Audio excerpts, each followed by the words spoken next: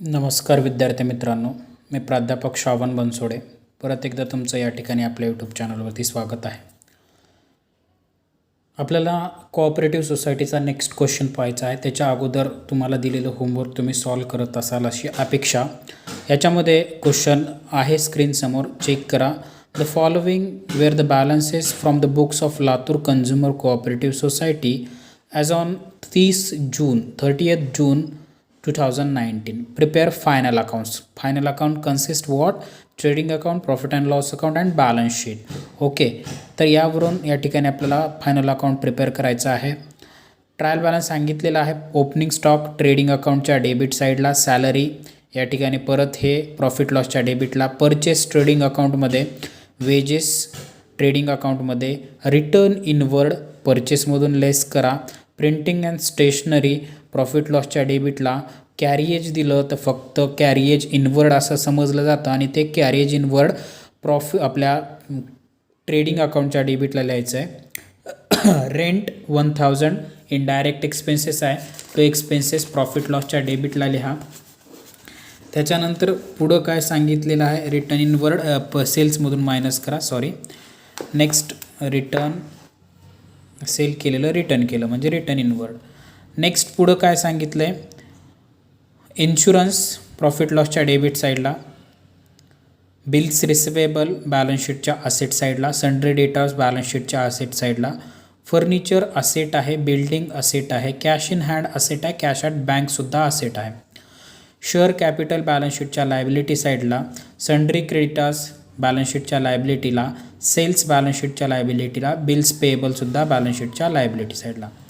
Additional information number 1 as usual closing stock trading अकाउंटच्या क्रेडिटला, balance शीटच्या असेट साईडला, unpaid salary nothing, it is salary outstanding, सॅलरीमध्ये add करा, बॅलन्स शीटच्या लायबिलिटी साईडला टाका.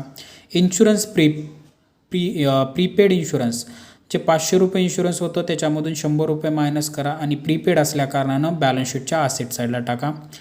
डेप्रिशिएशन चार्ज करा म्हणते फर्निचरवरती 10% आणि रिझर्व फॉर डाऊटफुल डेप 5% तयार करा डेटार्सवरती, RDD. डेटार्समधून मायनस करा, बॅलन्स शीटच्या डेटार्समधून मायनस आणि प्रॉफिट लॉसच्या डेबिटला. Next make a provision for statutory reserve at 25%. जो काही प्रॉफिट येईल त्या प्रॉफिटवरती 25% स्टॅट्युटरी रिझर्व काढायचा आहे आणि स्टॅट्युटरी रिझर्व काढायचा आणि तो स्टॅट्युटरी रिझर्व बॅलन्स शीटच्या लायबिलिटी साईडला टाकून द्यायचा. ते कसा कॅल्क्युलेट करायचा पाहूयाच थोड्या वेळाने.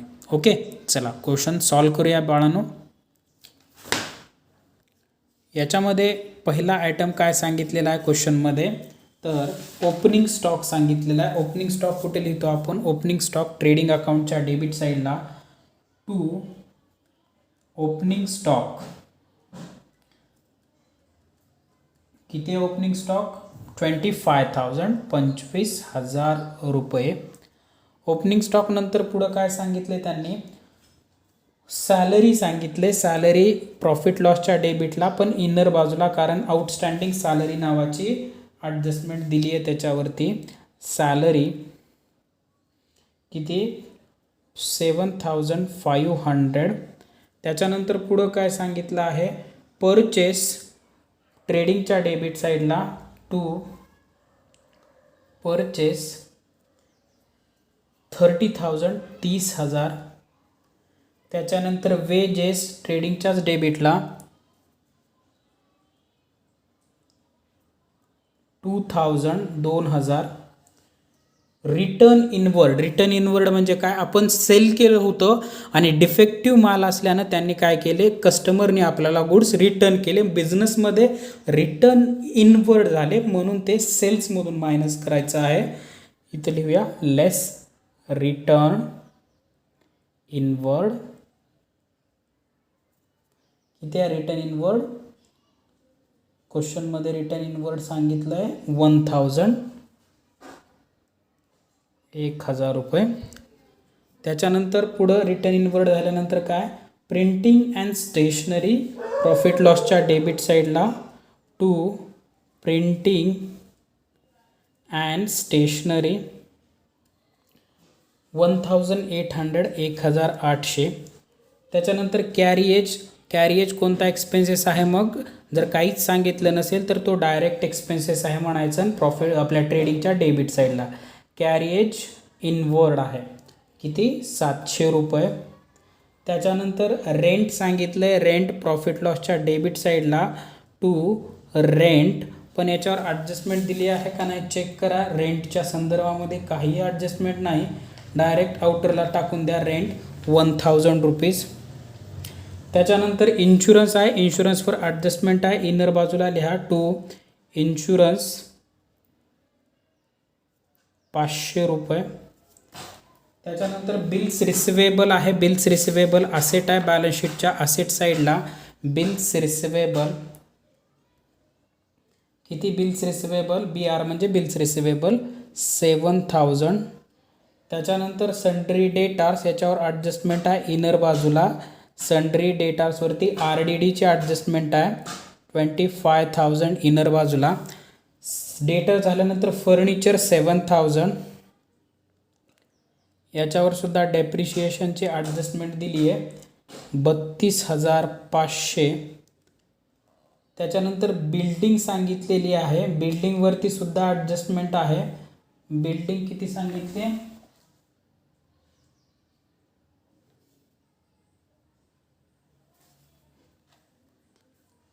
बिल्डिंग फर्निचर आहे 7000चं, सॉरी. तर बिल्डिंग लिहूया आपण इथं 7000. ठीक आहे, हे बिल्डिंग आहे म्हणल्या. बिल्डिंग 32,500 आणि फर्निचर 7000 इनरलाच, दोघावरही ॲडजस्टमेंट आहे. त्याच्यानंतर पुढं cash in hand, cash at bank, दोन्हीही असेट आहे, असेटलाच. Cash in hand, cash at bank. Cash in hand आहे 2500, कॅश ॲट बँक आहे 13,500. त्याच्यानंतर पुढं काय सांगितलं आहे? शेअर कॅपिटल बॅलन्स शीटच्या लायबिलिटी साईडला. Share capital 27,000. सन्ड्री क्रेडिटर्स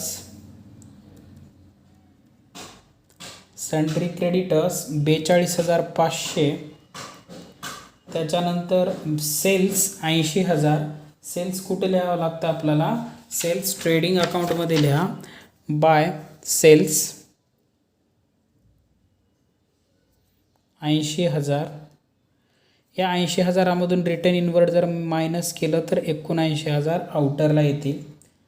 त्याच्यानंतर सेल्स झाल्यानंतर पुढं आहे बिल्स पेएबल, अगेन बॅलन्स शीटच्या लायबिलिटी साईडला. Bills payable 7,500, 7,500. संपलं. Additional information number 1, as usual closing stock सांगितला आहे 7,500. ट्रेडिंगच्या क्रेडिटला लिहा by closing stock, by closing stock 7,500. आणि दुसरा इफेक्ट बॅलन्स शीटच्या असेट साईडला क्लोजिंग स्टॉक 7,500. त्याच्यानंतर पुढं अनपेड सॅलरी म्हणजे आउटस्टँडिंग सॅलरी आहे, सॅलरीमध्ये ॲड करा. ॲड अनपेड सॅलरी, किती आहे अनपेड सॅलरी? 1000.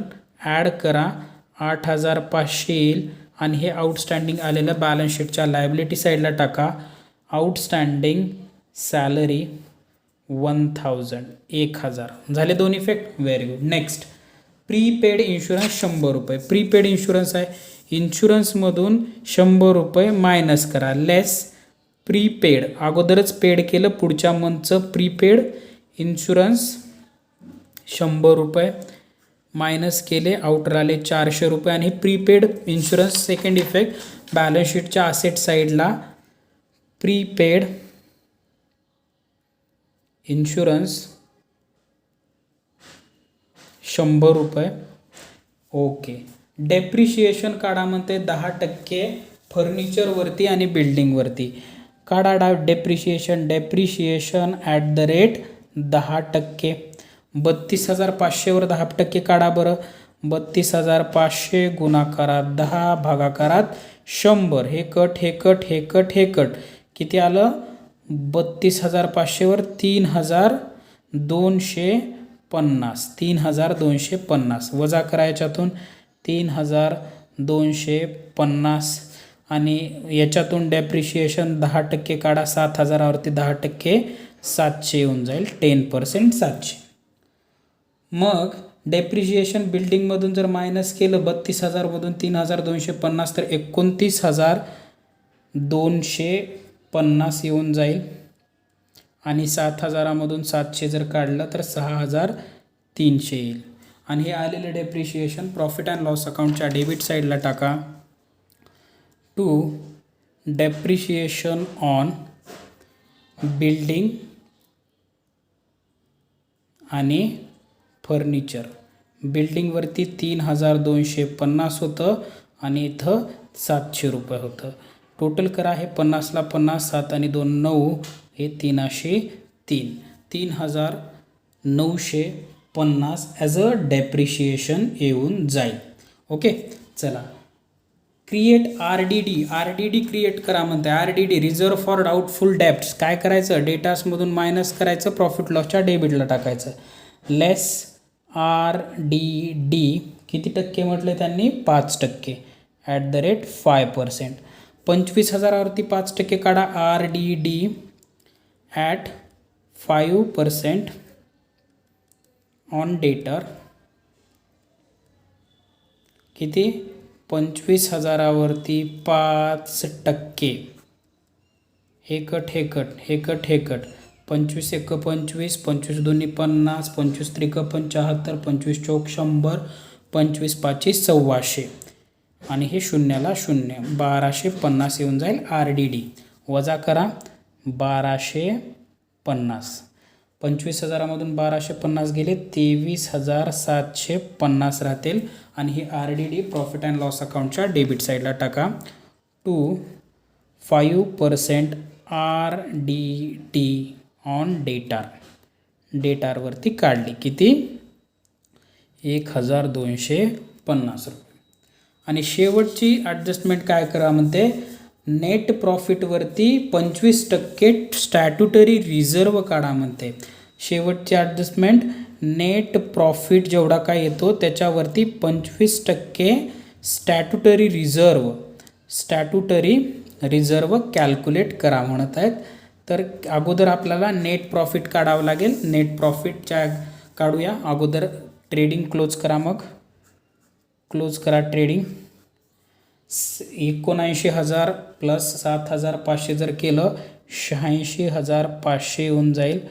86,500 मायनस करा डेबिट. ग्रॉस प्रॉफिट किती होतं बघा. ग्रॉस प्रॉफिट पूर्ण डेबिट साईड लेस करा. 28,800 रुपये येईल. 28,800 बघूया मी करतो. बरोबर आहे. 28,800 रुपये ग्रॉस प्रॉफिट. आलेला ग्रॉस प्रॉफिट कॅरी फॉरवर्ड करा. By gross profit 28,800. ठीक आहे. आता नेट प्रॉफिट काढूया आणि त्याच्यावरती 25% स्टॅट्युटरी रिझर्व. 28,800. इथं सुद्धा 28,800. पूर्ण डेबिट साईड लेस करा. नेट प्रॉफिट तोपर्यंत किती येतो सांगा. नेट प्रॉफिट किती आला? जर तुम्ही व्यवस्थित कॅल्क्युलेट केला असेल तर 11,900 रुपये येऊन जाईल नेट प्रॉफिट. या नेट प्रॉफिटवर 25% स्टॅट्युटरी रिझर्व काढा म्हणत आहे.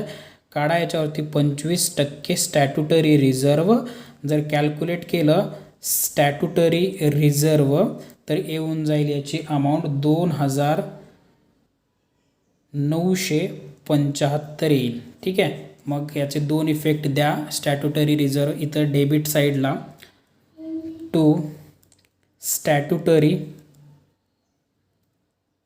रिझर्व 25% ऑन नेट प्रॉफिट 2,975 आणि उरलेला net profit as it is लिहा. To net profit